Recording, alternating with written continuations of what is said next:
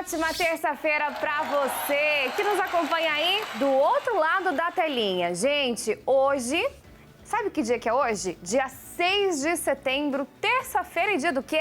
Vocês já sabem, né? Dia de falar de saúde. Por isso, a gente já começa com o quê? Com as perguntas que vocês mandaram pro doutor Luiz Piovesani responder. Então, pode soltar a vinheta do Alô, Doutor.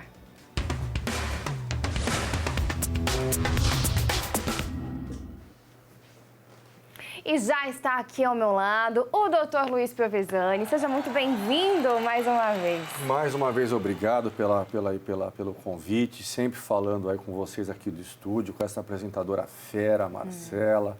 E um prazer enorme falar sobre saúde, né? Sobre ajudar a população, né? Sem dúvida. Responder a dúvida aí do estado de São Paulo inteiro. Um prazer falar com vocês. E, gente, tem tantas perguntas que a gente recebe. Normalmente, nossa caixa de mensagem bomba na terça-feira. O que a gente resolveu fazer? Separar as dúvidas mais constantes que vocês mandam pra gente. Então, vamos começar. Olha só, a primeira pergunta é a seguinte. Doutor, meu filho apresenta manchas escuras no pescoço. Qual é o motivo? Já dá para ter um diagnóstico, doutor? Só de falar assim que é dá para ter uma escura? hipótese diagnóstica. Isso é muito comum em criança e adolescente. Aparece uma manchinha escura no pescoço, geralmente em região aqui cervical lateral e a parte posterior do pescoço, geralmente a criança acima do peso. E pode ser um sinal de resistência à insulina. Então, geralmente a criança ou adolescente acima do peso, ele começa a fabricar muita insulina para manter ele com níveis de açúcar no sangue em valor normal. Chamamos isso de resistência periférica à insulina. Isso é o nosso corpo nos mostrando, vamos perder peso, vamos ter hábitos mais saudáveis.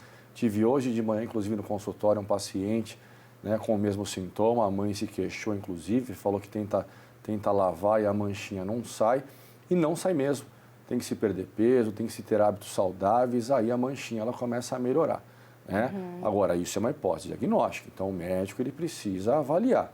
O nome científico disso chama-se acantose nigricans, que é a manchinha escurecida ou enegrecida no pescoço. Tá certo, mas é sempre importante que essa pessoa procure um médico também para ter o diagnóstico correto. Como você disse, dá para ter uma hipótese, né?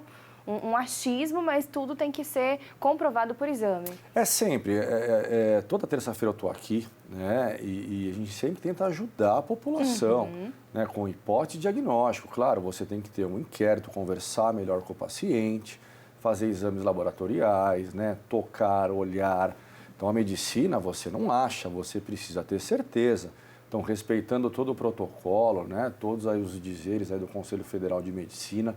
Sempre é importante a avaliação do seu médico, sempre é importante a avaliação da especialidade, né? Então, aqui é mais do que como médico, eu estou como um amigo de vocês, sempre buscando ajudá-los, né? Tranquilizar, ter uma boa orientação médica, mas sempre passar no médico mais próximo. Exatamente, por isso que o doutor sempre reforça aqui. Se você tem alguma dúvida, procure o seu médico. Nada de ir atrás do doutor Google, viu? Porque senão você só vai se estressar e pode piorar a doença que você pode ter ou não, né? Ou pode até desenvolver. Vamos lá para a segunda pergunta. Para que serve o exame de bioimpedância? Olha que pergunta excelente, inclusive eu tenho no consultório. Então, antigamente até hoje, o que se faz para saber se o paciente está acima do peso? A balança, né? A antiga balança. Então, peso por altura ao quadrado, índice de massa corporal. Hoje temos outros métodos de avaliação de composição corporal. Então, a bioimpedância, vou falar da minha que eu tenho lá no consultório. Então, são 4 eletrodos, 2 nas mãos e 2 nos pés, se passa uma corrente elétrica totalmente indolor e se faz uma aferição de distribuição e composição corporal. Então, eu consigo verificar quanto o paciente tem de gordura em cada local específico do corpo, quanto o paciente tem de massa muscular, de líquido corporal, de aminoácido, de proteína. Então, fica uma conduta mais precisa, né? Porque é muito comum, e aliás isso acontece demais, o paciente com o peso perfeito. Né? Às vezes o paciente ele vai no consultório com uma outra queixa: doutor, estou fadigado, meu sinal e sintoma é assim, assim, assado, eu não durmo direito. E você vai colocar o paciente na bioimpedância e a distribuição, aliás, o peso é perfeito, mas a distribuição corporal está completamente errada. Um excesso enorme de gordura corporal, podendo ser compatível até com a queixa do paciente. Então, Peso é importante, mas mais importante do que o peso, hoje em dia, sim, é a distribuição e a composição corporal. Por isso que não dá para a gente ter como referência aquelas balanças que a gente costuma ter em casa, né, doutor? Não, você até pode levar com uma certa referência, porque o peso é sim importante, né? Lá você vê se o paciente está em sobrepeso, se tem uma obesidade grau 1, grau 2 ou grau 3. Né? Agora, associado a isso, você ter lá, de repente, né, um gráfico ou algo te mostrando como é que anda aí a parte interna do paciente em relação à parte de distribuição, é uma obesidade visceral, não é, né? O paciente tem bastante massa muscular, não tem, então isso ajuda muito na conduta médica, né? Para se ter um prognóstico, para se ter uma conduta mais facilitada do médico. Tá certo, muito bacana também, é um exame de muita importância para você, principalmente, que quer emagrecer, mas não sabe como que a gordura está distribuída pelo seu corpo, não é isso? Exatamente. Falei besteira, né? Nada, perfeito. Então tá bom, vamos lá. Pergunta 3, gente. Doutor, meu exame CPK deu 883. Tenho uma boa alimentação e faço atividade física todos os dias. O que pode ser? O próprio paciente deu a resposta. Fique tranquilo. Então, o CPK chama-se creatinofosfoquinase, é uma proteína inflamatória liberada por alguns órgãos, mas principalmente pela musculatura. E ele está dizendo, eu treino. A atividade física nada mais é do que uma resposta inflamatória ao tecido muscular. Então, quem treina, o CPK ele aumenta. Então, fique tranquilo. Agora, o Google, se você escrever CPK, creatinofosfoquinase no Google, vai aparecer o quê? Infarto agudo do miocárdio. Nossa. E assim por diante. Já vai matar os pacientes. Porque realmente, quando você suspeita de um evento cardíaco, você dosa algumas enzimas cardíacas e uma delas é o CPK. Você dosa o CPK, o CKMB e a troponina, mas quando você vai pesquisar o que é o CPK, vai aparecer a parte cardíaca, a parte cardiológica. Então, no evento cardíaco, não é só o CPK que se leva em consideração, tá? Mas se você treina, aumentou o CPK, isso faz parte. Isso realmente mostra que você está tendo uma atividade física de forma correta. Curioso, né? Nunca tinha ouvido falar, não, desse exame. Vamos lá para o próximo. Olha só, doutor, minha glicemia em jejum deu 136 miligramas por DL. O que seria DL antes? Miligramas por decilitro. Né? Por decilitro. E a hemoglobina glicada deu 5,7%. Isso quer dizer que eu tenho diabetes? Excelente pergunta. Muitas das vezes o paciente, né? Então você pega lá com o diagnóstico de diabetes, a glicemia em jejum acima de 126 miligramas por decilitro. Vamos dizer que um paciente ele não respeitou o jejum de 12 horas, ou de 10, ou de 8 horas, dependendo do laboratório. O meu jejum vai estar alterado. Eu tenho diabetes? Eu não tenho, eu simplesmente não respeitei o jejum. Então, o que a glicemia em jejum vai mostrar? Que naquele momento, aquele horário que ele fez o exame, a glicemia dele estava alterado ou não. Então, é um exame realmente de uma forte suspeita de diabetes. Né? Agora, nós temos 2 exames de diagnóstico padrão ouro, que é o teste de tolerância oral à glicose. É aquele que o paciente ele toma um líquido, que é realmente a glicose, e é seriado, né, a dosagem, né, glicêmica do paciente. E nós temos outro exame que o paciente citou aí, que é a hemoglobina glicada ou hemoglobina glicosilada. O que seria esse exame? Esse exame nada mais é do que um histórico dos últimos 3 meses de taxa de açúcar no sangue. Valor da hemoglobina glicada normal até 5,6, 5,7 a 6,4, pré-diabetes. Então, o paciente ele está entrando aí, pelo exame dele, numa pré-diabetes, sugere mudança de estilo de vida. Né? E 5,7 a 6,4 a pré-diabetes, que é o caso dele, e acima de 6,5 a diabetes. E é um exame interessantíssimo, por quê? Porque antes desse exame, o paciente ele ia passar no médico, ele fazia uma dietinha. Né? O paciente diabético, que era descompensado, ele fazia uma dieta e parecia com níveis glicêmicos em ordem. Agora, hoje em dia, pegamos os pacientes com hemoglobina glicada ou glicosilada, porque aí não tem escapatória, são 3 meses, uma média dos últimos 3 meses de nível de açúcar no sangue. Mas curioso, para fazer o exame consegue fazer a dieta, mas para viver melhor não faz? O paciente ele quer enganar o médico, ele acaba se enganando. Vou fazer uma dietinha para o médico não puxar minha orelha no consultório. Ele acabava se enganando. Agora, hoje não tem mais isso, porque nós temos outros métodos de avaliação laboratorial. Agora, doutor, me surgiu uma dúvida até com essa pergunta, viu? Em relação aos exames. Você disse que muitas vezes pode dar alteração por não respeitar ali o tempo limite de fazer o jejum. Perfeito. O quão isso é importante? Até para contar algo que aconteceu comigo, que eu fui fazer uns exames, por 2 vezes eu não consegui colher porque tinha que ser até às 9 horas da manhã. Passou um pouquinho, 9, 5 da manhã, já não podia mais. Que é em relação a um hormônio. Você pode explicar para a gente melhor? Provavelmente foi os exames que eu solicitei. Sim. Cortisol, provavelmente o cortisol geralmente se dosa em um período matinal, porque no decorrer do dia há a tendência que ele comece a aumentar um pouquinho, ou se dosa o cortisol seriado no período matinal, no meio da tarde e antes de dormir. Se eu não me engano, eu até na guia eu coloquei até às 8 horas da manhã, eu fiz essa solicitação. Mas claro, isso depende do exame, isso depende muito do laboratório, isso depende muito do método de coleta do exame. Cada laboratório tem um protocolo, né? Agora, sugere-se que na glicemia em jejum, aí nesse caso, se tenha de 8 a 12 horas em jejum, claro, dependendo do que o laboratório solicitar. Se o paciente não respeitar o jejum, pode vir um falso positivo. Então, o exame acusando que o paciente tem a doença, mas na verdade ele não tem. E isso confunde muito a cabeça do médico na hora de passar um diagnóstico para o paciente. Por isso que a gente tem que respeitar também a forma de se fazer o exame. Não é só, tudo bem, jejum de 8 a 12 horas, estou há 13, 14 horas sem comer. Não, isso pode dar alteração sim e complicar a sua vida depois na hora que o médico for te dar o diagnóstico, como o doutor Luiz Piovesani acabou de explicar aqui pra gente. E eu tive um caso, inclusive, que o paciente era sonâmbulo. Eu solicitei, né, eu pedi, veio bem alterado o exame do paciente, solicitei um novo exame e a mãe veio junto na segunda consulta e falou, doutor, meu filho é sonâmbulo. Às vezes acontece de ele acordar de madrugada, pode ter acontecido isso? Eu falei, pode. E realmente ele fez um novo exame, o exame estava 100% normal. Pode acontecer também. Que loucura, gente, que loucura. Bom, então fiquem espertos, hein? Atentos. Olha só, tenho muita gordura abdominal, eu posso fazer o uso de Orlistat? O Orlistat é o Xenical, é um remédio bem antigo. Os pacientes usam muito esse remédio achando que vão queimar a gordura e não é verdade.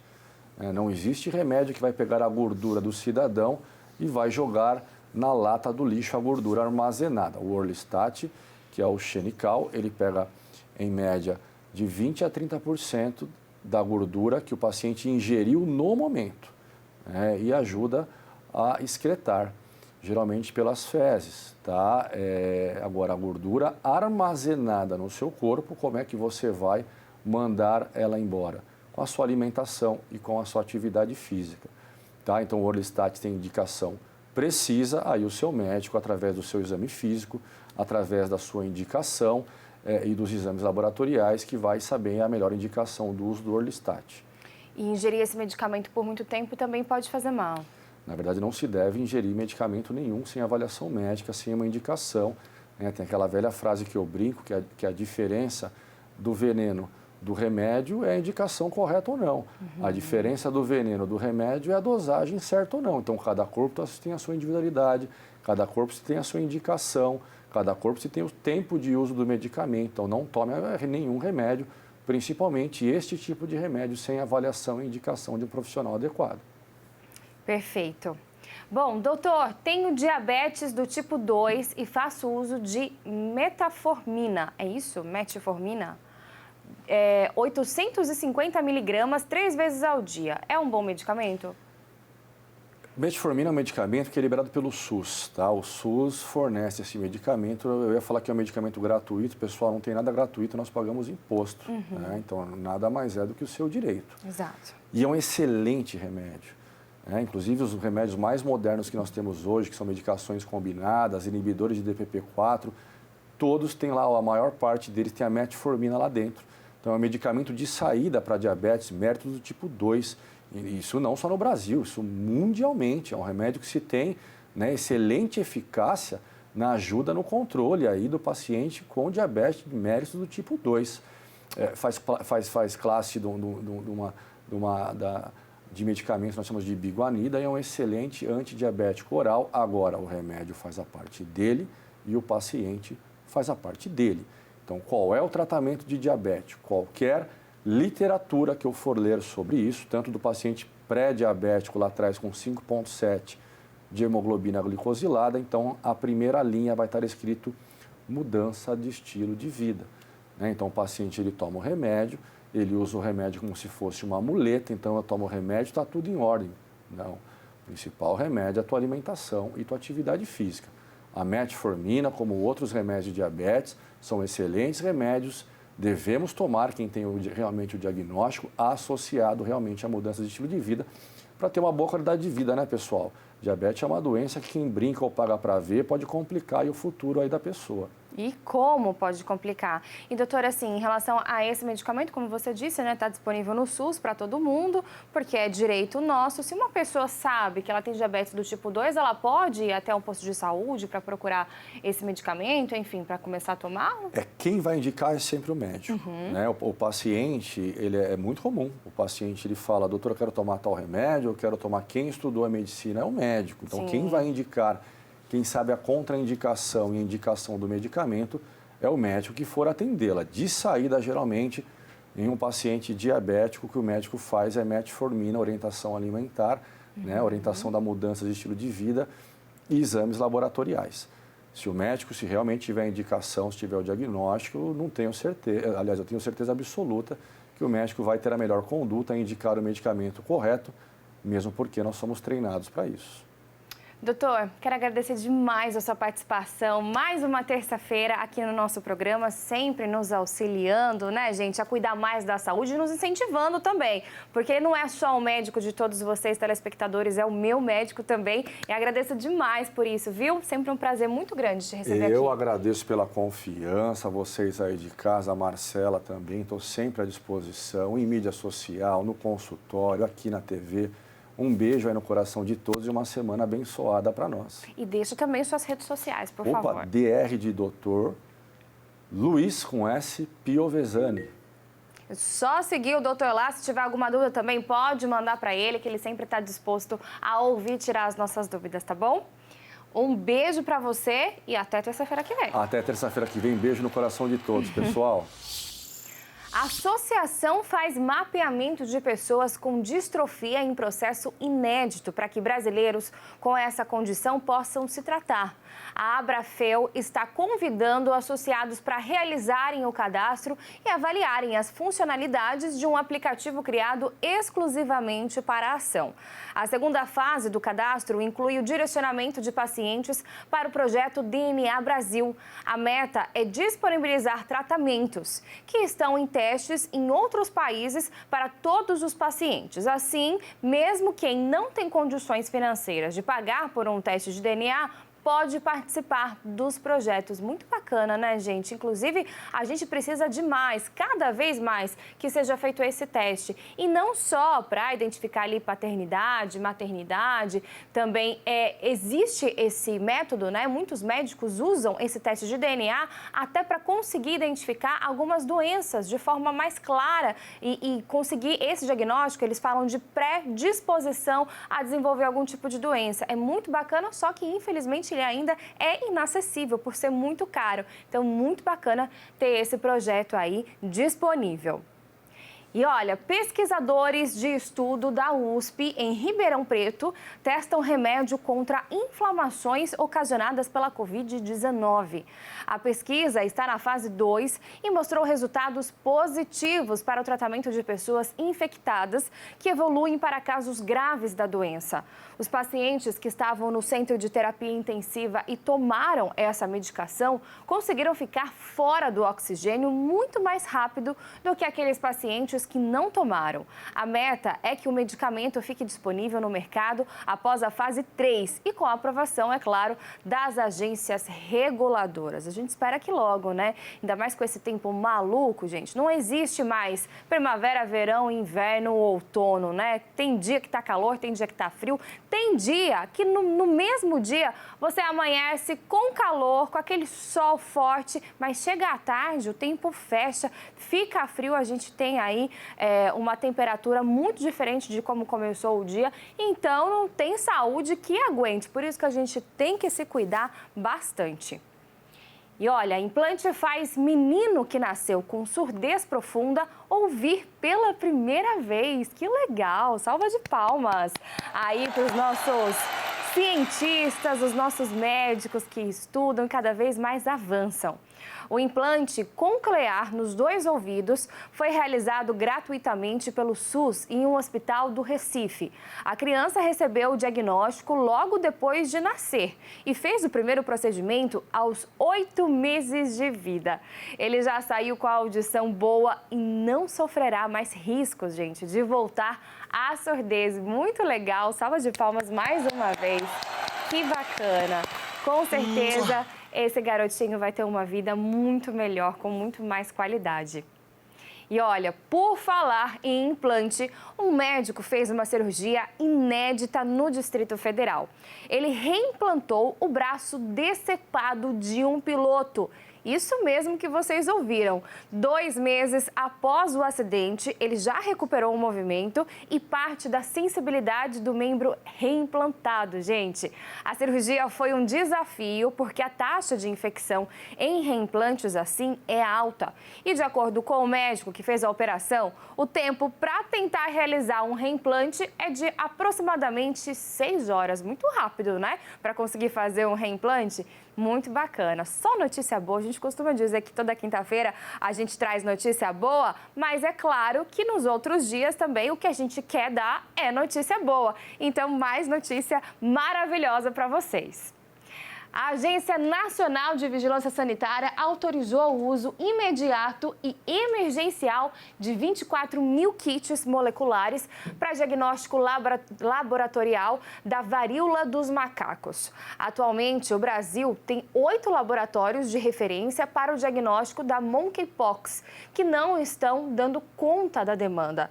Com a autorização de uso emergencial, o Ministério da Saúde poderá descentralizar a realização do diagnóstico da doença nos estados e reduzir o tempo de liberação dos resultados aos pacientes. Até o momento, não há nenhum teste de diagnóstico comercial para a varíola dos macacos com registro aprovado na Anvisa. E olha, eu vou reforçar o meu pedido para você interagir com a gente nas redes sociais, tá bom? Tem dúvida sobre saúde? Mande sua pergunta para a gente no nosso Zap da População.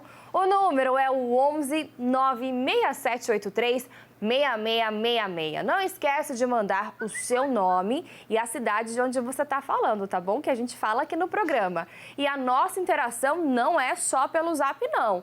No Facebook do programa você também pode nos assistir, deixar o seu comentário e, claro, curtir e compartilhar todo o nosso conteúdo. A gente também está no Instagram, então não deixe de nos acompanhar por lá também, tá bom? Inclusive tem o meu pessoal, é Marcela Munhoz. Me segue lá, eu mostro sempre os bastidores do programa e também o meu dia a dia, a minha rotina em casa, no trabalho, com a minha filha, com o marido, com os amigos, tá bom? Eu espero a sua participação. Se tiver dúvida, pode mandar por lá também, que a gente traz para responder aqui no programa, tá legal? Gente, diante da baixa cobertura vacinal contra a poliomielite em Campinas, a Secretaria Municipal de Saúde intensificou a campanha de vacinação. Agora, alunos das escolas municipais e estaduais podem ser imunizados na própria unidade escolar. Menos de 10 mil crianças tinham sido vacinadas contra a polio até o último balanço. Apenas 17% do público-alvo, gente. É muito pouco mesmo. A cobertura esperada para o ano é de 95%. A campanha nacional de vacinação contra a poliomielite e multivacinação oferece imunizante não apenas contra a paralisia infantil, mas também contra outras 14 doenças. A campanha termina no dia 9 de setembro. Até lá, as equipes de saúde vão visitar 60 escolas. Os pais precisam levar a carteirinha de vacinação das crianças no horário de entrada ou então no horário de saída da visita. Gente, é de muita importância que as crianças sejam vacinadas. Você já conheceu alguém que sofreu de paralisia infantil? Se não, dá uma pesquisada. Pergunta para o vizinho, pergunta para o primo, pergunta para o amigo, para a tia, para a mãe. é muito sério, é uma doença muito séria. E essa vacinação, não, como a gente acabou de dizer, não imuniza a criança só em relação à paralisia infantil, mas também a outras 14 doenças. Então, é muito importante que você vá até um posto de saúde e procure vacinar o seu filho. E se você é criança e está nos assistindo, cobre seus pais. Chega lá e fala, papai, mamãe, tá tudo certo com o meu calendário vacinal? Eu sei que muitas vezes a gente reclama, que dói, mas se eu não me engano, essa vacina, inclusive, é aquela de gotinha. Mas se não for também, o que é uma picadinha, gente? Pode salvar vidas, pode salvar a sua vida. É rapidinho, não dói nada, é muito rápido, eu prometo, tá bom? É muito melhor que a gente consiga se prevenir para não pegar essas doenças graves, porque depois que a gente acaba sendo contaminado, é muito mais complicado tratar, tá bom? E olha, mais de 100 mil pessoas iniciaram tratamento para deixar de fumar nas unidades do SUS no ano passado. Ao comparar com o ano de 2020, os números de 2021 revelam um aumento de 35% na procura pelo atendimento nas unidades. As mulheres foram as que mais buscaram tratamento, representando 55% de todos os atendimentos concentrados na atenção básica. Mulherada representando, viu? Uma salva de palmas, vai, por favor. Mulherada representando, mostrando que realmente tem que se cuidar. Agora, homens, vamos lá, né? Correr atrás do prejuízo. Todo mundo tem que se cuidar. E agora, a gente vai para um rápido intervalo e volta já já. Mas não saia daí, tá? Rapidinho. Vai tomar uma água no banheiro. Daqui a pouco eu tô de volta.